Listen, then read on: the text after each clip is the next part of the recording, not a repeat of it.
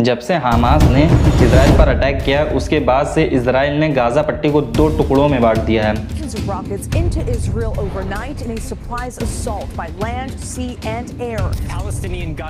और 10,000 के ऊपर पैलेस्टीनियन मर चुके हैं।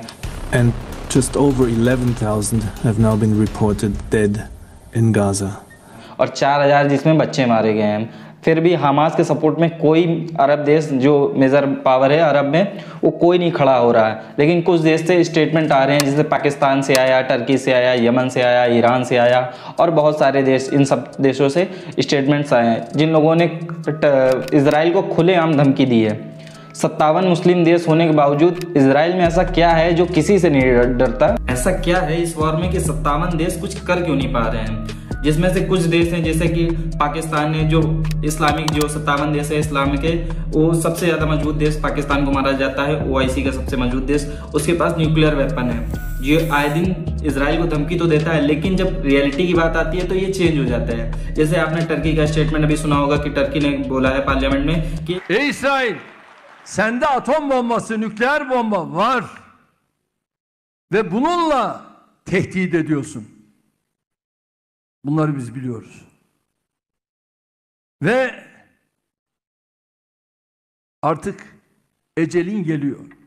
कि इजराइल तुम्हारा एंड नियर है, तुम खत्म हो जाओगे कुछ टाइम बाद। और ईरान ने भी, ईरान एक्चुअली में ईरान ही हमास को सबसे ज्यादा सपोर्ट करता है। अगर ईरान को कोई भी अगर हमास को सपोर्ट करता है सबसे ज्यादा ईरान करता है। इन सब देशों के आने के बावजूद ये सऊदी, UAE, इन देशों का कोई स्टेटमेंट क्यों नहीं आता? ऐसा क्या है कि सिर्फ यही देश स्टेटमेंट देते हैं और बाकी देश क्यों नहीं देते हैं? तो अगर 57 देश शांत है तो उसके सबसे बड़ा रीज़न है अमेरिका। अमेरिका ने इन 57 देशों को शांत कर रखा है और ये अरब रीजन को भी शांत कर रखा है।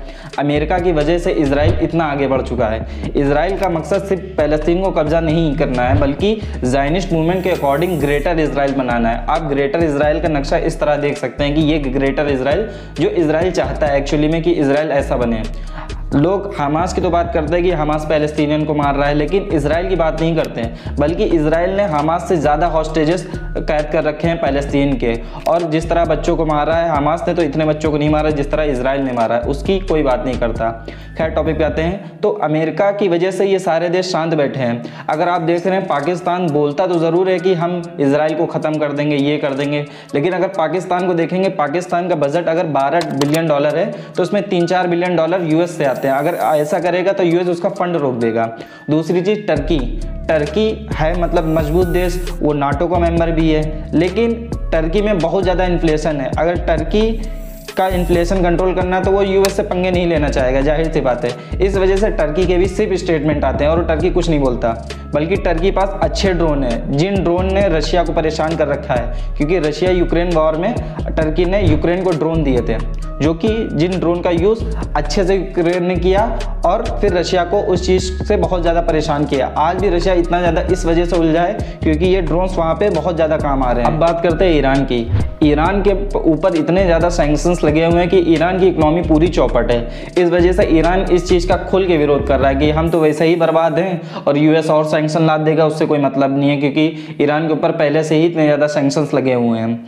और अगर आप इस राइवलरी को देखेंगे, ईरान ही सबसे ज़्यादा हमास को सपोर्ट करता है और इधर नीचे साइड सऊदी के नीचे एक हूती ग्रुप है जिनको पूरा सपोर्ट करता है ईरान। और ईरान इराक की वॉर ने ही यहाँ पर डिस्टर्बेंस क्रिएट किया है सबसे ज़्यादा, तो ईरान इस वजह से खुल के विरोध करता है। वही दूसरी अगर आप देखेंगे कि UAE और सऊदी अरब और भी बहराइन वगैरह ये इतने ज़्यादा खुल के नहीं बोलते हैं, क्योंकि इनको पता है कि इन लोगों की ज़्यादातर वॉर हुई है ईरान से। अब बात करते हैं इन अरब कंट्रीज़ की, ये अरब कंट्रीज़ कुछ करते क्यों नहीं। देखो, आप सबसे पहले बात करते हैं सऊदी अरब की। सऊदी अरब बहुत ज़्यादा समय तक उलझा रहा है यहाँ पर, क्योंकि ईरान और सऊदी अरब की बहुत ज़्यादा वॉर हुई है। ईरान चाहता है कि हम इस्लामिक नेशंस को डोमिनेट करें और हम लीड करें, इस्लामिक नेशंस का लीडर बनना चाहता है। वहीं सऊदी भी चाहता है कि हम इस्लामिक नेशंस को लीड हम करें, और जिसकी वजह से इनकी राइवलरी चला करती है, सुन्नी शिया विवाद चला करता है। तो ईरान सऊदी की वॉर हमेशा चला करती थी, जिसका तोड़ US ने निकाला।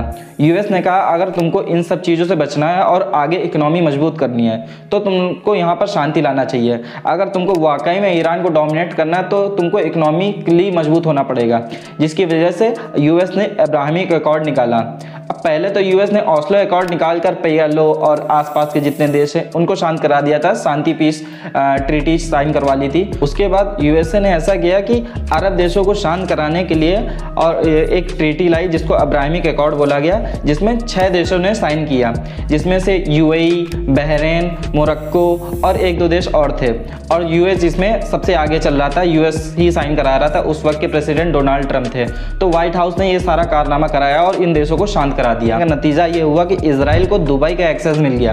दुबई की इतनी अच्छी मार्केट मिलने के बाद जितनी टेक कंपनीज थी, डायमंड इंडस्ट्रीज और AI आर्टिफिशियल इंटेलिजेंस, जितनी भी ज़्यादा कंपनीज थी वो दुबई में जाकर अच्छा उनका मार्केट एक्सेस मिला और इजराइल और दुबई दोनों का भी खूब पैसा बना। और जिसमें सबसे ज़्यादा पैसा बना यूएस का, क्योंकि यूएस को इजराइल से माल सप्लाई करने में बहुत आसानी होती थी। अब बात करते हैं सऊदी की। देखो सऊदी जो है आज भी इजराइल को कोई देश नहीं मानता, क्योंकि इजराइल का मानना है कि जो पहले जितनी भी जगह डिसाइड हुई थी, पहले आप पैलेस्तीन को वापस कर दो, जब आप पैलेस्तीन को वो जगह वापस कर दोगे तब हम आपको देश मान लेंगे। लेकिन यूएस ने इसका तोड़ निकाला। IMEC प्रोजेक्ट जो ये इंडिया को कनेक्ट करता था मिडल ईस्ट और यूरोप से, ये प्रोजेक्ट साइन हुआ था G20 मीटिंग में, जो इंडिया में हमारे भारत में जो मीटिंग हुई थी G20 की, उसमें ये साइन हुआ था। और यही सबसे ज़्यादा सक्सेसफुल माना जा रहा था कि G20 इसी वजह से सक्सेसफुल हुई है। G20 में कुल इतने देशों ने मिलकर ये IMEC प्रोजेक्ट साइन किया। IMEC प्रोजेक्ट में ये सारे देश हुआ करते थे, जो कि एक इकोनॉमिक कॉरिडोर था जिसमें से इन सारे देशों की इकोनॉमी अच्छे से बूस्ट होती। लेकिन इनमें सबसे ज़्यादा घाटा हो रहा था ईरान का। अभी इसी वजह से मैं बोल रहा हूँ ईरान इतना ज़्यादा इंपॉर्टेंट है। ईरान और टर्की का कहना था कि आप इस रूट से यहाँ तक ऐसे लाओ, फिर इस रूट से ले जाओ। लेकिन ईरान का कहना था कि आप इस रूट से जाओ, ताकि ईरान का भी उसमें इकोनॉमी ईरान की भी अच्छी हो जाए। और रशिया भी नहीं था इस प्रोजेक्ट में, चाइना भी नहीं था। ये सारे देश कभी नहीं चाहते थे कि IMEC प्रोजेक्ट रुके।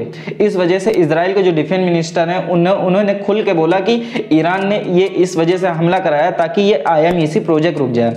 अब जब IMEC प्रोजेक्ट रुक जाएगा तो सबसे ज़्यादा फायदा जो होने वाला था इन देशों को, इनको नहीं होगा। अब वो फायदा ईरान को होगा, क्योंकि ये प्रोजेक्ट शायद यहाँ से बनाया जाए।